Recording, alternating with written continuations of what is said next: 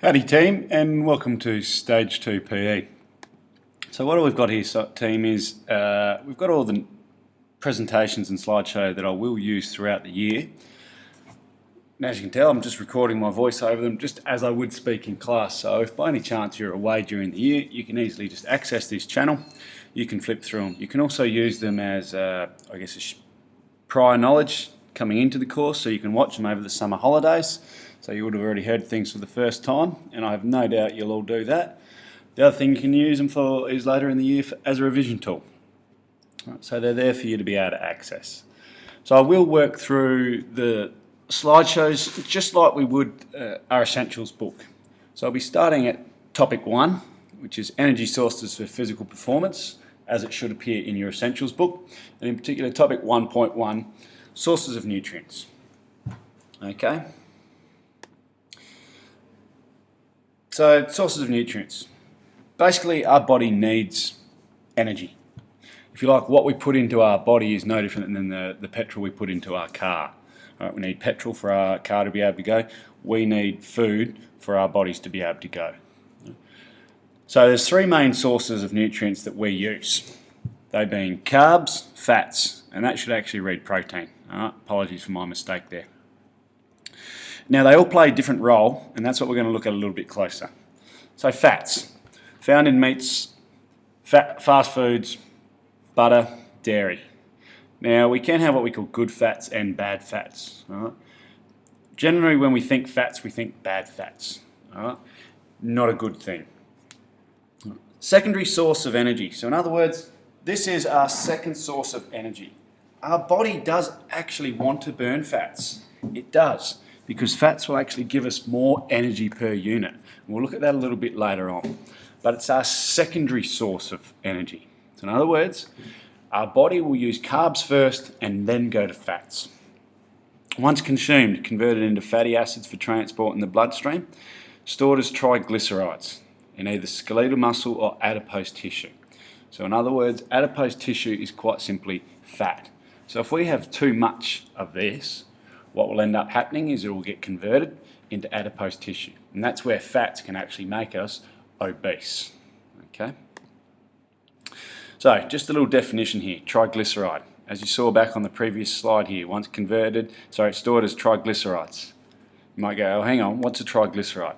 A stored form of fat. So triglyceride's not a bad thing. Right? Triglyceride is stored form of fat found in fat cells and skeletal muscle. So in other words, we can actually use that as energy. So if we've got more triglycerides, it's a good thing because we've got more energy that we can actually convert into useful energy. Okay? Free fatty acid, broken down version of the fats in the acid in the blood, which we saw back here. Okay, so just a couple of definitions, and you'll see those definition slides pop up. Carbohydrates, found in pasta, cereal, fruit, and breads. It's our primary energy source. So in other words, this is the first point of call of energy for our body. Carbs are broken down into glucose. Now glucose is what our body wants to use in terms of, if you like, it's, for want of a better word, the liquid form of energy. Right? Glucose is what our body is going to use to fuel itself. Now what can happen with our body is, it can break a substance down into glucose, and if we're not actually exercising at this point in time, in other words we don't need it straight away, what our body will do is it will take that glucose and it will convert it as glycogen. So it will convert it to glycogen and it will store it in the body as glycogen, so that it's stored for a later date. So if you want, I guess an easier way to try and understand it is, glucose is like the liquid form. We can use it straight away, it's liquid. Whereas our body goes, well hang on, if I don't need that liquid form, what I'll actually do is I'll store it as a solid form. So let's think ice. Store it as glycogen as the solid form for a later date. Then all of a sudden that later date comes around, we bring that glycogen out, that ice, we defrost it back into glucose, the liquid form, and we use it again. Okay? Carbs, as it says here, primary energy source. So it's the first energy source. So in other words, when we start exercising, our body will burn carbs first. Now the reason for that is, carbs require less oxygen to be broken down. So when you start exercising, which energy system would you be in? Aerobic or anaerobic? You would be anaerobic. Our first two systems, the ATP system and the lactic acid system, are anaerobic pathways. So since our body is working anaerobically, there isn't any spare oxygen. So our body burns carbs since there isn't any spare oxygen. But once we get to a point where we do have spare oxygen, in other words, submax working aerobically, our body then thinks, hey, I'm going to then try and burn fats instead. And we will look at that in greater detail later. So glucose and glycogen, as we've said. Glucose, the immediate form, glycogen's the stored version. So as I said, if you like, this is the liquid form. Can I use it straight away? Yep, great. If not, I'm going to take that liquid form, I'm going to turn it into, if you like, the solid ice and store it away for another day. Okay. Carbs, spoke about where they're found. Carbs are broken down into glucose, transported via the blood to working muscles. If not needed, stored as glycogen, and we've spoken about that already. Right, so our muscles store glycogen. Okay. So if muscle stores are full, glycogen is stored in the liver. Now glycogen in the liver can be converted back into glucose to maintain blood glucose levels. So simply what our body is doing is it's storing glycogen in as many places as it can. So that when we perform exercise, we've got all this glycogen stored that we can convert into glucose. Now you might have heard of people use the term carb loading, carbohydrate loading. What that is quite simply, athletes will generally stock up on carbs 48 to 72 hours prior to an event. So let's say if we're playing sport on the weekend, if I pick football as the example, I'm playing footy on the weekend, I might have a big bowl of pasta on the Thursday night. Because what's going to happen is carbohydrates broken down into glucose. Hey, if I don't need it straight away, it'll be stored in the body as glycogen. So all my muscle stores, which we've spoken about here, all my muscle stores are going to be full of glycogen. So imagine all my muscles have these little fuel tanks of glycogen. I'm simply filling up the fuel tanks. So if I've got a car that's got a full fuel tank, it can go a lot further. Whereas if I didn't have full fuel tank, I wouldn't be able to go as far. So prior to an event, what athletes are trying to do is just top up all their glycogen stores. In other words, eat lots of carbs, get it converted into glycogen, top up all my muscle stores. Okay? Right, protein. Found in meat, fish, eggs, milk. Can be the forgotten one. Used for growth and repair. So its main focus protein is for muscle growth and repair. That's where you go to the gym and you see all these guys and girls that have their little protein shakes after mixing them up. Reason being is when we've just been at the gym doing a weight session, weights actually damage the muscles. They put tears in them and then they repair bigger, which is why if you go to the gym, you're going to end up with bigger muscles. So the whole idea of the protein shake is to assist with the repair, but to also encourage muscle growth. So if we are trying to, if you like, bulk up, protein would be a very important part of the diet. Now, protein is only used as a fuel in extreme circumstances. So, for example, prisoners of war over here, where they only ever fed a piece of bread and a glass of water every day. Starvation, so example being the old Survivor game, where people are dropped on the island and they've got to survive. Since they're not having a lot of food, their body will go, hey, I'm going to use protein. Ultra-marathon runners, so sort of 100-kilometre runs. So what your body is going to do when you start exercising is it's going to go, righto, I'm going to use carbs first because it uses less oxygen. After a while, your body is then going to say, hang on, am I used to this? Can I handle this workload? Yes, okay, I can work aerobically, and when I work aerobically, I can burn fats. So your body then turns to burning fats. What happens is, if you haven't got any carbs and you haven't got any fats, so in other words, the example of the POWs, your body is still going, day to day, I need food. You're not giving it to me, so I'm actually going to take it out of the muscles, which is where protein is. And that's why you can see in the picture here, these prisoners of war are so skinny, because their body is basically just going, I'm going to eat whatever's there. Same thing with eating disorders like anorexia. Yes, it leads to weight loss, but not healthy weight loss. So protein is not really used as a fuel source for athletes. Why?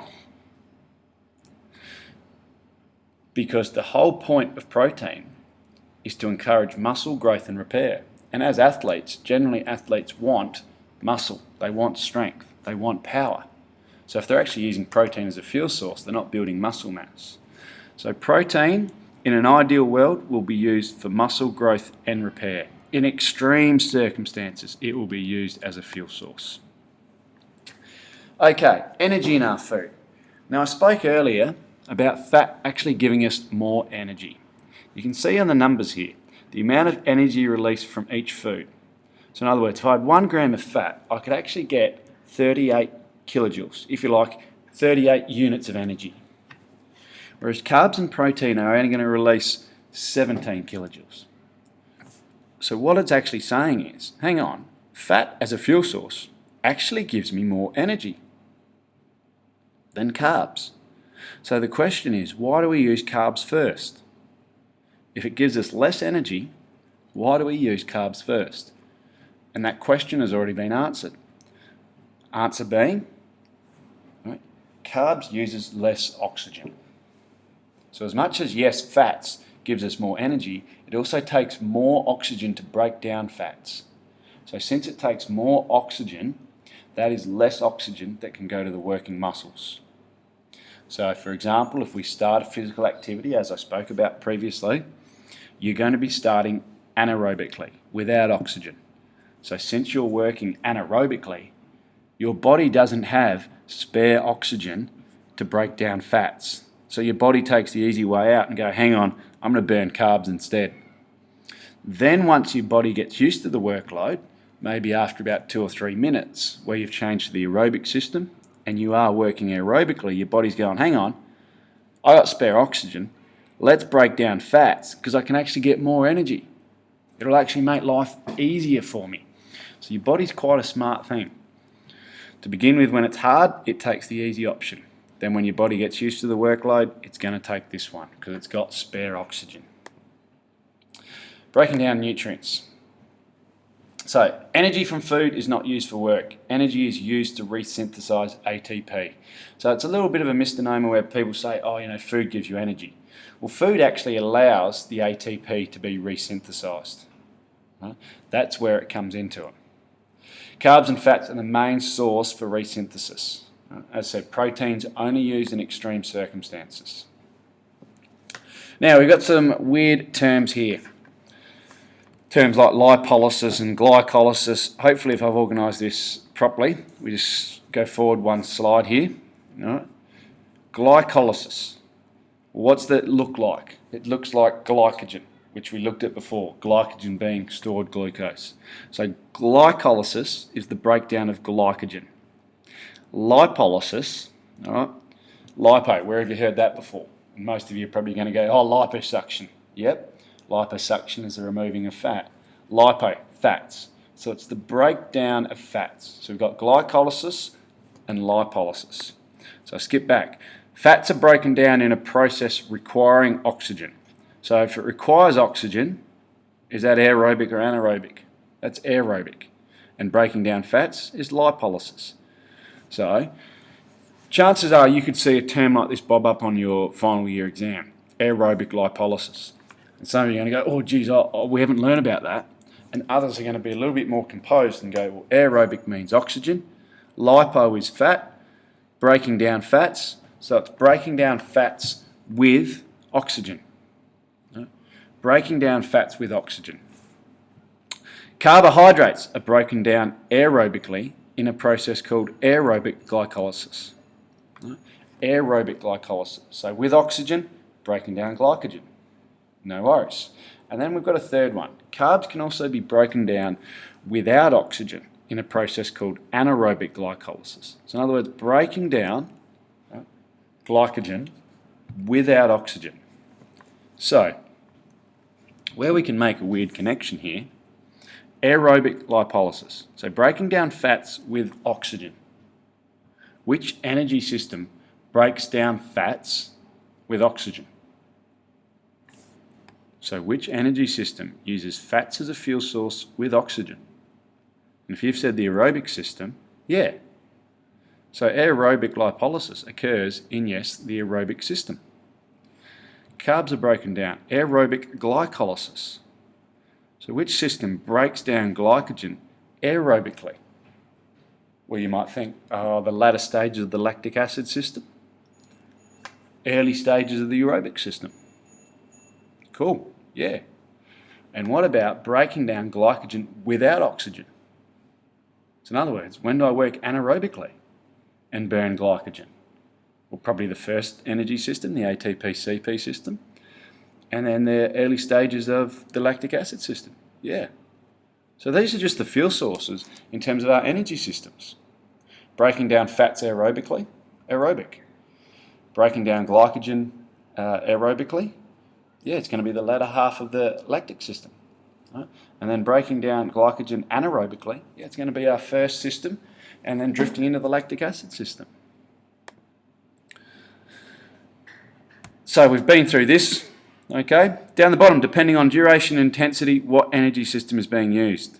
So we spoke about that just previously, right? Depending on what energy system we're in. So as I said, there's a definition. Now what's a handy little tip for some of you might be, there'll be a lot of these slides you'll see throughout the year, they'll have definition written up the top. It might be handy to keep a little notebook and just write the definitions in there. Call it your dictionary. Then as the year goes on, basically rip them out once you know what they are. So in other words, if you get to the point where I could say, what's aerobic lipolysis? And you could say, driver, this is what it is. You know it then. Don't worry about having any little dictionary anymore. Right? So this might be a good starting point. Might work for some of you. Others might decide not to. Okay, so this tied us on to our energy systems we were talking about. At rest, as much as 75% of energy can come from fats and 25% carbs. At rest. So in other words, at the moment, what you're doing, sitting there listening to me dribble on. What energy system are you using sitting on your ass doing nothing? Aerobic system is correct. So if it's aerobic, it means submax. Okay? Submax means what fuel source? Hey, we can burn fats. If we are working submax, our body wants to burn fats because it is going to give us more bang for our buck. Right? As exercise intensity increases, so does the reliance on glycogen, in other words, carbs. So in other words, we go from sitting on our ass to suddenly walking. Our body is going to make a subtle adjustment and go, hang on, the intensity's increased, we might have to use carbs a little bit more. We'll use carbs for a little bit, our body will then get used to the intensity and then drop it back to fats. But if we then get up and start running at, let's say, 90% of our heart rate, our body is going to go, whoa, need all my oxygen to go towards the working muscles. So then the reliance switched to carbs. This point here we've made a few times. Fat molecules are large and require more oxygen to break them down. More work means more oxygen. So fats is the dominating fuel at lower intensities. So in other words, fats is the fuel source we will use for sub-max activities. Carbohydrates are less work, less oxygen. Okay, there's this essentials page 12. There's a great little graph in there that shows the crossover effect. So quite simply, it shows at rest, fats is the dominant fuel, and then as the exercise continues, fats drops off, and at rest, carbs provides very little, and then as the intensity increases, it goes up. But we have made that point. So team, that's our first topic. Well, not our first topic, but our first section, 1.1, sources of nutrients. I said I'll slowly put all these up, and then you can hit them up at any time. Until then, cheers.